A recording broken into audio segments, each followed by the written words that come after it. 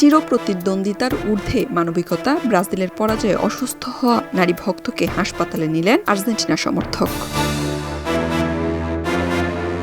ফুটবলের মাঠে ব্রাজিল ও আর্জেন্টিনার মধ্যে প্রতিদ্বন্দ্বিতা যেমন চিরন্তন, তেমনি মাঠের বাইরে তাদের পারস্পরিক শ্রদ্ধা ও মানবিকতার বহু দৃষ্টান্ত রয়েছে। নরওয়ের বিপক্ষে ব্রাজিলের হারে মানসিকভাবে ভেঙে পড়ে অসুস্থ হয়ে এক নারী সমর্থককে নিজের মোটরসাইকেলে করে দ্রুত হাসপাতালে পৌঁছে দিয়ে প্রশংসা কুড়িয়েছেন আর্জেন্টিনা ভক্ত।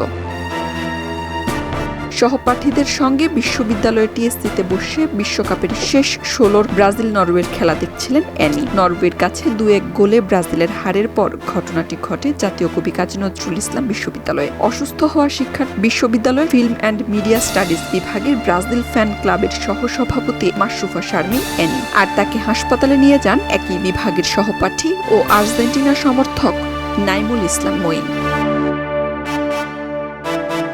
আর্জেন্টিনা ভক্ত নাইমুল ইসলাম মঈন বলেন, নরওয়ে প্রথম গোল করার পরপরই অ্যানি অসুস্থ হয়ে পড়ে এবং 2 বার বমি করে।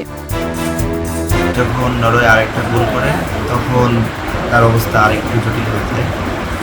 তখন ওই জায়গা থেকে তাকে আমরা বের করে নিয়ে আসার পর আরেকবার বমি করার পর আমরা ফ্রেন্ডরা যারা ছিলাম খুবই দৌড়াদৌড়ির মাধ্যমে আমরা বিশাল উপজেলা স্বাস্থ্য কমপ্লেক্সে তাকে নিয়ে আসি। বিশাল উপজেলা স্বাস্থ্য কমপ্লেক্সে আনার পর ওইখানে আবার 2 বার বমি করে হাসপাতালের ঠিক সাথে। উল্লেখ্য, সোমবার রাতে অনুষ্ঠিত শেষ 16 ম্যাচে নরওয়ের কাছে 2-1 গোলে হেরে টুর্নামেন্ট থেকে বিদায় নেয় ব্রাজিল। খবরের কাগজ, নিখাত, নির্ভীক, নিরপেক্ষ।